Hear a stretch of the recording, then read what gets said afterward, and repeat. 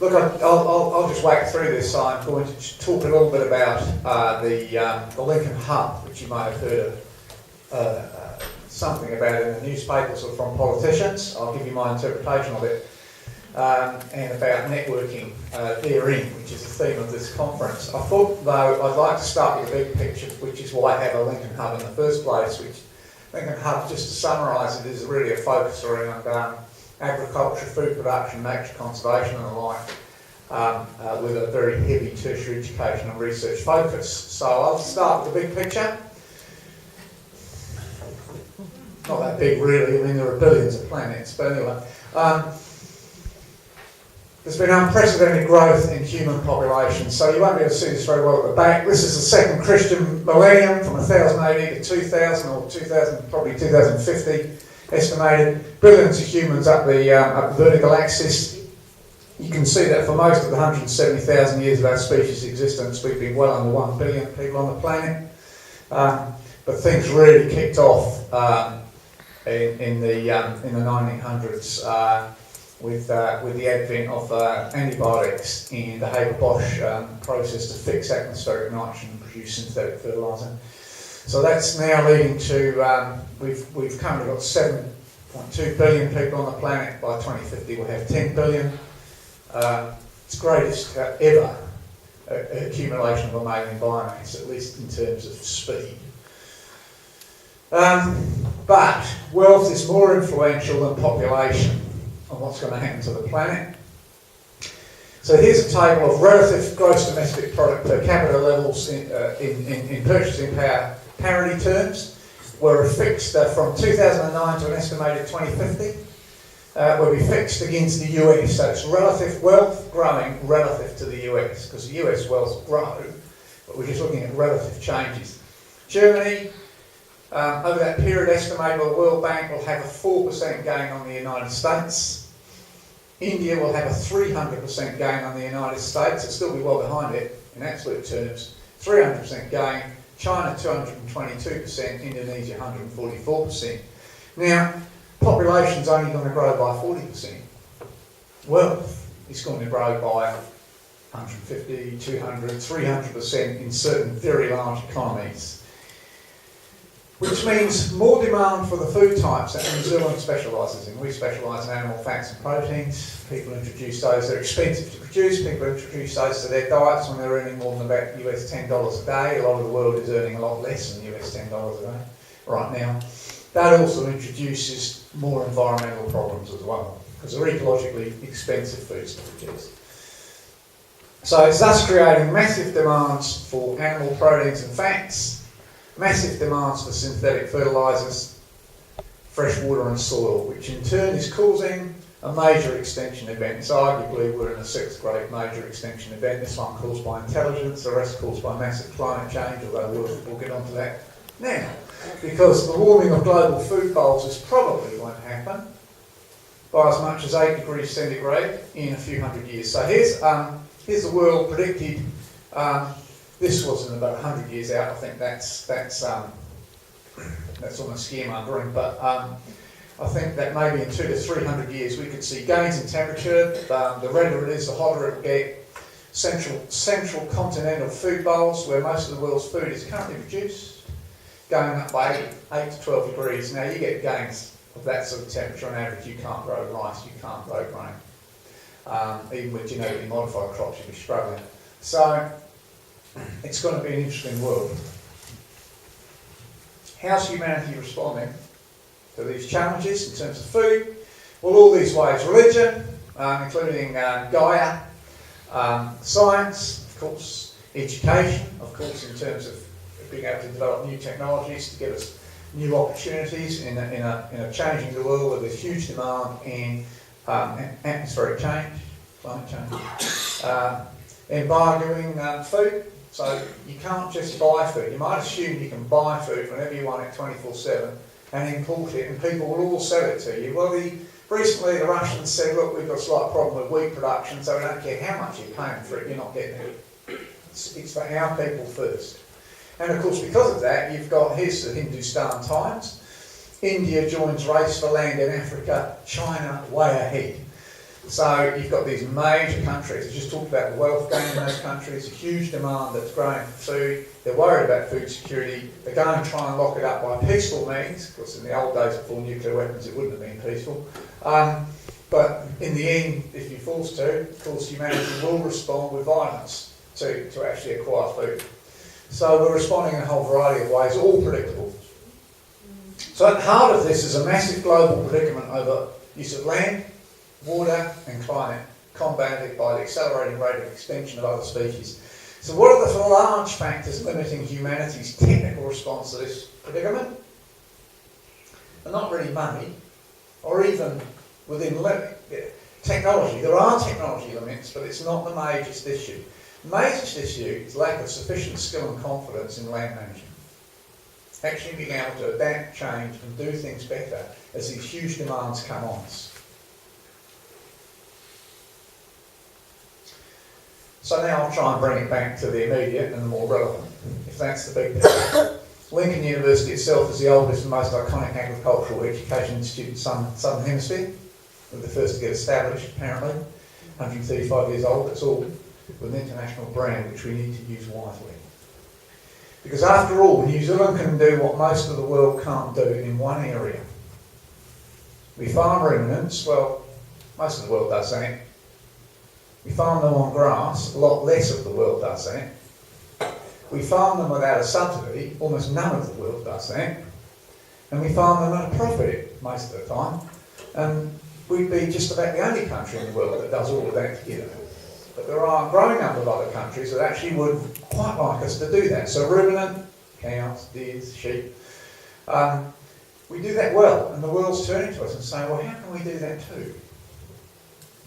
Because most of the world produces milk and meat, beef in this case, from cows and cattle fed on subsidised grain. And that is what farming looks like in very large parts of the world. That's a US beef feedlot. So Lincoln's vision is to be a specialist land-based university that's a great place to learn, discover and share. I don't believe in this world-based stuff, how would you know? But to do things, specialisation, land-based, great place, staff will know that. I think we just had a thing about leadership, haven't we? To learn, discover and share. And we want to be splendid at education with a learner-centric focus. So I was just reflecting during last presentation about how do you lead a university, and if anybody asked me that question, I'd have to say I don't know. I know how to manage one, I think I don't know how to lead one. But I'll tell you what, the staff aren't the most important people anyway, the students are. With a learner-centric focus, research relevant to that education and thinking that leads firms and agencies. And now we have a straight line, feed the world, protect the future and live well, that's it. And feed the world doesn't mean New Zealand categorically can only feed about 22 million people anyway. But we have to train people to feed their own populations elsewhere in the world, and that's what's important. To keep going. So we have 4 areas of focus. I will get to the hub in a moment, but this is just a little advert for Lincoln. It goes on for a while. The university, the Canterbury region, New Zealand and international. I'll just go quick. The university focus academic programs on land-based activities. So we've just embarked on probably the biggest change in qualifications in New Zealand university history for a century. We've gone through all of our degree level qualifications. We're halving the number of academic programs and majors we produce. We did it in 13.5 weeks. We got unanimous approval of academic board. So that's gone pretty well. We intend to boost student enrolments. And when we get them, we're known for pastoral care. We've got to look after them. They're precious people. They're really precious for the future. Every time we train an ag or hort degree, in fact, there's virtually nobody taking horticulture degrees in this country anymore. But when we train somebody in ag, when we train a New Zealand farmer, we lose money. We only make money training overseas farmers because the government sets the cost reimbursement model too low. And so we've got to try and get the price up. So we've got a negotiation going in Wellington right now on that one. We're trying to intensify R&D across the whole university. We are a university, got to be research-led. And we want to rebuild a whole set of infrastructure. 40% of our academic floor space is evacuated right now. We don't tend not to talk about that because we don't scale away enrolments. But we've been as hard hit as Canterbury. And I'll talk a little bit about this in a moment with the hub. We've got to rebuild select areas of academic capability. And we're not as strong as we should be in animal science, agriculture, economics, trade policy, all those areas. We intend to rebuild them. And we've got to improve morale through consistent leadership. I got the job for 5 years. Nobody's ever going to say that Andy West's going to transform me. That guy in a suit's going to be gone in 3.5. And so you just got to bear in mind that you just got to be rational and say the university, and I'm here to serve the institution. The institution's much, much bigger than the people that work for it. I'm here to try and position it where New Zealand needs it, where I think the world needs it, and so it's still vital, it's still there in another 135 years. That's my job. So if you can get consistency, we'll be publishing our strategic plan in 3 weeks' time, probably the first university to do so. It'll be just stuck on the hub and sent everywhere, so if you want a framework for a plan, nick ours. And, well, in fact, we've got open access policy just been introduced, so all of our course material is going to be coming up online as well, so it's all available freely. Consistency is key. Our degree portfolio, very, very quickly, I said that we transformed it enormously, feed the world, protect the future, live well. So, agricultural life science faculty does have a focus on feeding the world and protecting the future, but we've chosen to emphasise the link there, business and commerce. You can have all the science and education in the world you want. Commerce is about making it happen. And environment, society and design live well. Lots and lots of specialist quals now. I'm not going to read them all out. This presentation is available, I hope, but they're all about land-based. All about focus. It's all about saying you're specialised, you're niche, you're small, do it well. There we are. So our brand hierarchy is very simple. We, unlike most other universities, education levels 1 to 10 on the National Qualifications Framework. The Crown doesn't want us educating levels 1 and 2 anymore, so we've got to vacate those areas. We'll still be levels 3 to 10, so anything pre-degrees now Lincoln first branded, that's certificates and diplomas all the way through. Of course, they're university qualifications, and so everyone that graduates from our institution, be they a young married, it's only got a level 3 certificate through to a PhD, they're all university graduates now. Lincoln degree, and then now professional development with Lincoln Plus, so we're doing a lot of work there. You'll hear a bit from Lincoln Connect about working with schools, because that's business development, but it's much nicer to call it Lincoln Connect, isn't it? And Lincoln Fellow, so we've got a very powerful drive with Maori community now as well. A lot of iwi coming to us about natural resource management. Canterbury, what are we doing there? So I've talked about the university, let's talk about Canterbury. We want to lead the formation of an agri-tech innovation park. That's the Waikato one, but we want something similar down at Lincoln. They're companies. So Lincoln Township's got a lot of CRIs, scientists, a lot of academics at the university. What it lacks is the private sector. You've got to get private companies related to our area of endeavour, agriculture, food, nature conservation, environmental management.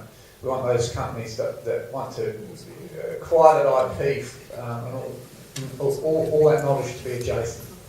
We want to co-lead the intensification of agriculture. That's largely through application of fresh water. It's also animal nutrition, which has got a much bigger upside than irrigation actually. And we want to co-lead restoration of ecological stability, because it just cannot keep going at the expense of the environment. And there are elements of win-win here. Farming can reduce its footprint tremendously and make more profit while it does it. And actually the technologies already exist. And we've got to help restore, we have to do our bit about restoring confidence. It's coming back, but the university does have a role, and the hub does have a role there in the broader region. New Zealand, create the Lincoln Hub. More on that anon. We're going to expand a whole portfolio of education, research and demonstration farms and orchards. Got that planned in the North Island as much as the South Island right now. We're going to work with as many iwi as possible. So we're working pretty closely with Ngā Tahu, but we've now got Tainui, Ngāti Porou, Ngā Puri, Ngāti Karaki, Karakura, Ngāti Hawa, and those sorts of iwi coming to us really looking for education around, in particular, farming, orcharding, forestry. We want to backward integrate our successful Link Wontok scheme in Papua New Guinea into Auckland Pacifica. We don't do enough with the Pacific people in New Zealand itself. And we want to be driven by outcomes, not outputs. You know that as educators. It drives you up the wall when there are box-ticking exercises that go on all the time. But when you look at the actual result we're making for certain social groups in society, you can say, well, ticked all the boxes, but we haven't actually done anything. So we've got to be driven by outcomes. Internationally, we're going to build an international student village at Lincoln. Most of the graduate students we're going to get internationally will be brown faces. They'll be coming from south of the equator. We've got to cater for different religions, ethnicities, diets and sports. They'll play different sports, the sports we play. And we want to develop pasture-based subtropical and tropical farming systems for education, training, R&D and extension. South America, Asia and Africa, the tropics are going to start doing extensive grasslands. When those technologies get cracked, and they will, we better be part of it, or else New Zealand farming systems will just be a quaint little anachronism in the Southern Hemisphere. So we need powerful international partnerships, which is what we're developing. So let's get to the hub. That's an area photograph of Lincoln. Actually, it's slightly the wrong angle. I want to take it facing that way, but this sort of land here is going to become built on. This is our research dairy farm right now, but this is, I'll show you in a moment where some of the partners for the new hub are going to be. Why? Why have this hub to work on agriculture, food, nature conservation, whatever, to better increase the rate of productivity growth while improving ecological diversity and environmental management? That's the great challenge. We've got wealth creation versus environmental integrity and the rights of other species. At regional, national and international geography. So although we'll have a South Island focus, and in particular Canterbury focus, the work will be relevant to other parts of New Zealand and internationally. And it's not just dairying. A lot of talk about dairying. It's sheep, beef, deer, arable, vegetable, horticultural, tourism, at least from our perspective as a university, and forestry. Not just about food, it's about fibre and it's about tourism experience too. It's about contribution of education, research and development, extension to those industries and those activities. Who? Regional collaboration between five partners. Lincoln Ag Research, Manaki Whanua Land Care Research, Plant and Food Research and Dairy New Zealand right now. Now we expect others to join in time, but we haven't yet worked out what the ground rules are for the first five, so we can't ask anyone else and we've got that sorted. And that's being worked on right now. But we do expect it to be bigger, more partners. What? This is the heart of it.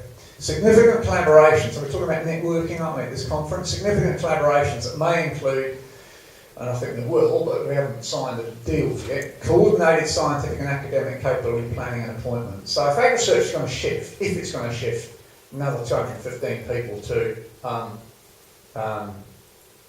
Lincoln,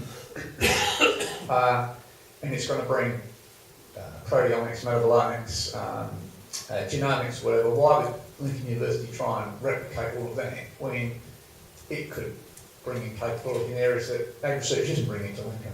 So we need coordination. We need joint investment in research equipment and buildings. So we should have elements of shared services. Some of the library services and stuff now are very sophisticated. Let's get some element of shared services here. This is a novel idea. CRI scientists teaching at undergrad level, especially year 3 or 4. We need it. It doesn't happen right now. It'd be fantastic in terms of educational quality if we can get there, and we will get it. Student internships and CRI, so I didn't mention part of our degree level reform, we're going to ask every single student to do a practicum, get out and do an internship in an organisation. The CRIs will be a cracker for that. And in the co-located firms on the Agritech Innovation Park. So we want this innovation park for the private sector, as I said, and we're looking for accelerated knowledge transfer to land managers, for careful use of farms, orchards, whatever. So those are the opportunities. Where? Now, this map is on the hub. Everything's called a hub these days. This is on our website, which you call it the hub. That's Lincoln, as we know it now. Well, this is a master plan that we have drawn up, where we've got a completely different design of buildings, completely different flow of students across spaces. I see you've got a lot of that talk at this forum. I haven't got time, I'm not an expert to talk about it right now, but we've put quite a lot of thought, and we're going to put a lot more thought into education in the 21st century. What do you need to get the right discourse, the right learning, sharing and discovery? So that's us. But this is our research dairy farm. We want to hive off a certain area to create buildings for firms to lease. That's the Agritech Innovation Park for the private sector. This is where the Space Ag Research wants to acquire from Plant and Food Research and build new. This is the land they've currently got, plus some of our land, which under this model we assume will be medium density housing, motels, whatever, that's complementary to the activity of this hub. we're not sure of that, but we've made the assumption. We've built all sorts of cycleways and ways of communicating and walking. Of course, if you didn't have these roads, it would immediately be a single campus. But nobody's actually got the money to shift the Springs Road, Ellesmere Junction roundabout. Eventually there'll be, probably to the north, there'll be a bypass around Lincoln for sure.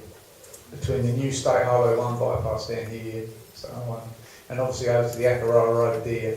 So, but that's a long way off. So traffic volumes are going to get pretty difficult, and it will make discourse between these four components harder, not easier, but somehow we will have to address that at some point. But a lot of work's gone into what the concept of this hub is. Over here, of course, you've got Dairy New Zealand, Plant and Food, Land Care. So all within easy walking distance, and we've got to make that walking distance easy. And there'll be a common building here, we hope, the Lincoln Hub. The only way it'll work if it's got a good cafe with excellent coffee at a good price. We're realists. And yeah, this could house 1,500 scientists and academics. It could be one of the great agricultural education and research hubs in the Southern Hemisphere. Great in terms of extensive graze, ruminant type production, nuclear seeds, arable. Let's get real though, I mean we're up against Brazil.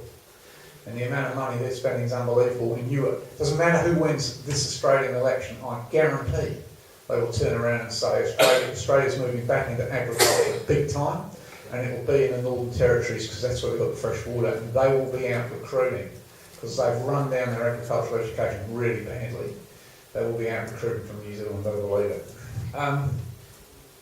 When infrastructure, oh here we go, AgResearch is consulting with its staff, so you can't say for sure it's coming yet until it's completed its consultation. I suspect it is coming. I suspect the consultation is more about the fine-tuning of which capabilities will be relocated where around the country. We are in discussion with our insurer in the government about are we going to get the money to rebuild our damaged buildings and our scientific buildings anyway. We suspect we are, but we don't know what the sums are at this stage. So a little bit of a hiatus there, but I think in 2014 things will become much clearer. In terms of the collaboration and organisation, what we're going to collaborate on, how we're going to organise the hub, how we're going to network, I think we'll have areas of collaboration and means of organisation agreed before this year's end, and we're looking for material achievements kicking off in 2014. So it's networking with a purpose. And we think it will be successful, but you don't know yet. Thanks.